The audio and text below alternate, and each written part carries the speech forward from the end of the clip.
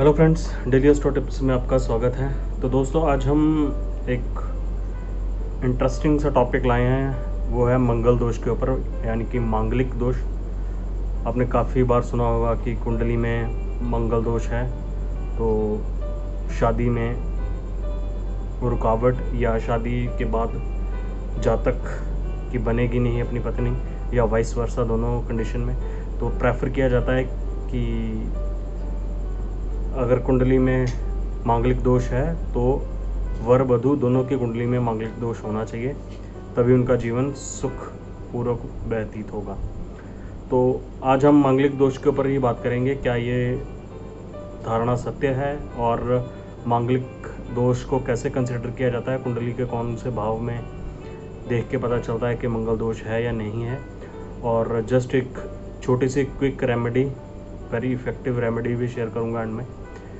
तो चलिए स्टार्ट करते हैं मंगल दोष यानी कि मांगलिक दोष। तो दोस्तों, पहले तो ये बात गांठ बांध लीजिए या याद रख लीजिए, अगर जातक का जन्म मंगलवार को हुआ है तो वो मांगलिक दोष कंसीडर नहीं होगा किसी भी हालत में। तो अगर आपके मन में ये धारणा या विचार है कि मंगल को जन्मा हुआ जातक मांगलिक हो सकता है, तो ये बिल्कुल गलत धारणा है। इसे आप रूल आउट कर सकते हैं कम्प्लीटली, कोई सोचने की ज़रूरत नहीं है इसमें। और दूसरा एक टर्म है जो माइट भी आपने सुनी होगी थोड़ा, कि डबल मांगलिक दोष है या दो से ज़्यादा मांगलिक दोष है। तो दोस्तों, एज़ पर माई स्टडी, ये सिर्फ कुछ ज्योतिषियों ने अपने बेनिफिट के लिए इस टर्म को कॉइन किया हुआ है, मतलब एक तरह उछाला हुआ है कि एक से ज़्यादा भी मंगल दोष होते हैं, 2 या 3 हो सकते हैं। अब मुझे नहीं पता वो क्या पद्धति या प्रोसीजर फॉलो करते हैं, बट कोई डबल मंगल दोष नहीं होता। तो आप इस चीज़ को कंसीडर ना करिए और ज़्यादा वहम में पड़ने की ज़रूरत नहीं है, क्योंकि जितना ज़्यादा वहम में पड़ोगे उतनी चीज़ें प्रॉब्लम क्रिएट करेंगी। तो चलिए अब बता देता हूँ कि कौन से घर में मंगल होने पे, यानी कि मार्स की प्रेजेंस मांगलिक दोष को रिप्रेजेंट करती है। तो दोस्तों याद रखिए, कुंडली के 1st house, 4th house, 7th house, 8th house और 12th हाउस, इन सभी अगर घरों में मंगल हुआ तो कुंडली मांगलिक दोष कंसिडर की जाती है as per the lunar chart as well. So 1, 4th, 7th, 8th and 12th। और अभी मैं इन पांचों घरों की बात भी करूंगा, चारों घरों की बात करूंगा कि इनका क्या इफ़ेक्ट होता है जातक के लाइफ के ऊपर। तो जैसे 1st हाउस ये है, यानी कि असेंडेंट, तो लगन, तो ये सीधा आपको रिप्रेजेंट करता है बंदे की पर्सनैलिटी को। तो ये यानी कि अगर मैं ओवरऑल मिला के कहूँ तो स्वास्थ्य, संपदा, उसकी हम कह सकते हैं फॉर्चून, दाम्पत्य जीवन, वेल्थ, पुश्तैनी जायदाद, ज़मीन, या कोई रोग या खर्चे, इन सभी को ये चीज़ें कंट्रोल करती हैं। तो चलिए स्टार्ट करते हैं 1st हाउस से, कि अगर मंगल पहले भाव में हुआ, यानी कि तो इसका क्या इफ़ेक्ट पड़ेगा जातक की कुंडली के ऊपर सीधा।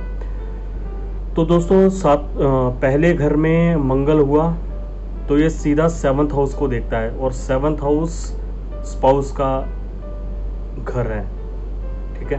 तो ये एक तरह फिजिकल वायलेंस हम कह सकते हैं, लड़ाई झगड़ा दाम्पत्य जीवन में, काफ़ी हद तक मनमुटाव, यानी कि एक्सट्रीम लेवल तक मनमुटाव की स्थिति को ले जाता है। और इसमें असेंडेंट में होने से मतलब एसेट्स का गेन भी नहीं होगा, उसमें भी नुकसान होगा, और ये आपके जीवन को परेशानियों में डाले रखेगा। ठीक है। और जैसे कि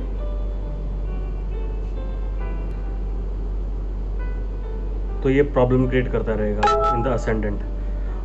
अगर मार्स 4th हाउस में हुआ तो ये सीधा आपके वर्क एरिया यानी कि आपके काम काज के क्षेत्र को इफेक्ट करेगा। आप बड़ी फ्रीक्वेंट अपनी जॉब्स चेंज करते रहेंगे या जॉब्स में आपको नुकसान उठाना पड़ेगा, मीन सक्सेसफुल नहीं होंगे, प्रमोशन नहीं मिलेगी, कोई जॉब सिक्योरिटी नहीं होगी। तो ये जो आपका काम काज का क्षेत्र है यानी कि आपका वर्क एरिया है 4th हाउस, ये इसे डैमेज करता है। और अगर 7th हाउस की बात करूं तो 7th हाउस जैसे मैंने फर्स्ट हाउस में बताया कि फर्स्ट हाउस सीधा 7th को देखता है और ये एज ए स्पाउस आपकी मैरिड लाइफ को रिप्रेजेंट करता है। तो इसमें एक तरह कह सकते हैं अगर 7th हाउस में है तो थोड़ी एक्स्ट्रा एनर्जी आ जाती है जातक में, और extra energy in the negative way, मतलब छोटी सी बात पे ही मियाँ बीवी आपस में लड़ाई झगड़ा करेंगे, उनके आपस में बिल्कुल जैसे हम कहते हैं ट्यूनिंग नहीं बैठेगी, और फैमिली मेंबर्स या कुछ उनके साथ भी कुछ ना कुछ डिस्टर्बेंस चलती रहेगी। तो आपका यानी कि दाम्पत्य जीवन इसे ये काफ़ी हद तक डैमेज करता है 7th हाउस पर्टिकुलर को, ये स्पाउस को देगा। और अगर मार्स 8th हाउस में है यानी कि तो ये जातक को लेजी बना देगा और पेरेंटल प्रॉपर्टी पुश्तैनी ज़मीन मिलने के चांसेस काफ़ी कम है। अपने बड़ों के साथ पर्टिकुलर माता पिता के साथ रिलेशन ख़राब होने की नौबत तक आ सकती है।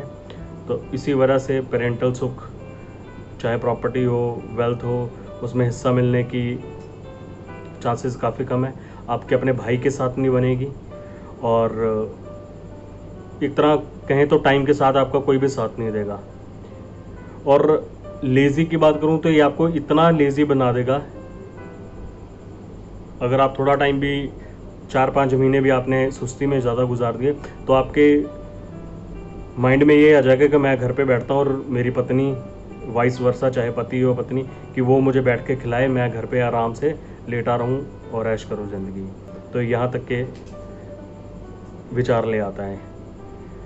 अभी हम बात करते हैं 12th हाउस की। तो 12th हाउस में दोस्तों ये सडनली जो फाइनेंशियल लॉसेस हैं हमारे, उन्हें रिप्रेजेंट करता है, इंडिकेट करता है। आपके काफ़ी गुप्त शत्रु होंगे योग या डायरेक्ट इनडायरेक्ट आपको नुकसान पहुंचाते रहेंगे, और आपको फाइनेंशियली हमेशा लॉस होता रहेगा, जिससे कि मेंटल प्रॉब्लम क्रिएट होगी। आपको मतलब मानसिक समस्या से गुजरना पड़ सकता है, यानी कि ये एक मेंटल स्ट्रेस आपके दिमाग पर डाल देगा, क्योंकि फाइनेंशियली आप लॉस में जा रहे होंगे। तो ये सीधा आपकी हेल्थ और ख़ासकर मानसिक स्थिति को ये डैमेज करेगा। तो ये दोस्तों 1st, 4th, 7th, 8th और 12th हाउस के बारे में है पर्टिकुलर, कि अगर इन घरों में मंगल हुआ तो किस प्रकार आपके लाइफ में ये प्रॉब्लम क्रिएट करेगा और कौन से एरिया को ये डैमेज करेगा। इसका सबसे बड़ा एग्जांपल है लॉर्ड राम एंड माता सीता। मांगलिक दोष था इनकी कुंडलियों में भी। तो अब चलिए हम क्विकली रेमेडी की बात कर लेते हैं। तो दोस्तों रेमेडी देखिए, एज़ पर माय एक्सपीरियंस और जितना मैंने इस पर वर्कआउट किया है और मैंने देखा है, मैं सिर्फ आपको एक ही रेमेडी सजेस्ट करूंगा और ये काफ़ी इफ़ेक्टिव है। बस आप इसे मन लगा के कीजिए, करना कुछ नहीं है, आपको दिन में सिर्फ 5 मिनट स्पेंड करने हैं। और रेमेडी क्या है?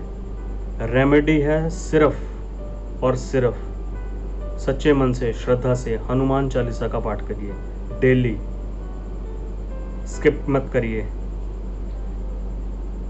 और मैंने 5 मिनट इसलिए बोला कि अगर आप फ्लो में करना शुरू कर देंगे तो हनुमान चालीसा आप देखेंगे कि 3 से 4 मिनट में हो जाएगी। और आपको अगर आदत पड़ जाए कंटिन्यू तो कभी भी इसका हनुमान चालीसा का चाहे मन में जाप करते रहिए, बट एटलीस्ट एक बार दिन में अवश्य ही हनुमान चालीसा का जाप करें और मंगलवार को कोशिश करें मंदिर भी अवश्य जाएं हनुमान के। तो ये, और इसके ऊपर अगर आप सर्च करोगे आपको काफ़ी रेमेडीज़ मिल जाएंगी, और भी हैं जो मैं बता सकता हूँ, बट मुझे ये सबसे ज़्यादा इफ़ेक्टिव और काफ़ी कारगर लगी और जिसका काफ़ी हद तक पॉजिटिव रिजल्ट मिला है। तो ये आप दोस्तों रेमेडीज़ कर सकते हैं अगर आप मंगल दोष से पीड़ित हैं तो। और दूसरा एक्सपेक्ट जो मैंने स्टार्टिंग में बात करी थी कि क्या शादी करनी चाहिए, तो डेफिनेटली अगर जातक की कुंडली में मंगल दोष है, मांगलिक दोष है, तो वधू की कुंडली में भी मंगल दोष होना चाहिए, मांगलिक होनी चाहिए। यानी कि मांगलिक का मांगलिक के साथ ही विवाह करें तो उत्तम रहेगा, वरना अगर एक मांगलिक हुआ दूसरा नहीं हुआ तो प्रॉब्लम्स क्रिएट हो सकती हैं। और बाकी डीप स्टडी के ऊपर डिपेंड करता है,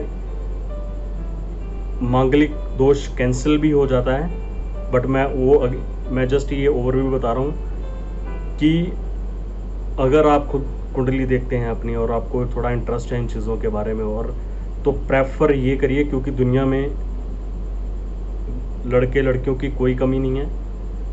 अगर आपको लगता है और पेरेंट्स के साथ ज्योतिष में बिलीव करते हैं तो प्रेफर करिए मांगलिक मांगलिक से ही शादी करें और नॉन मांगलिक से ही।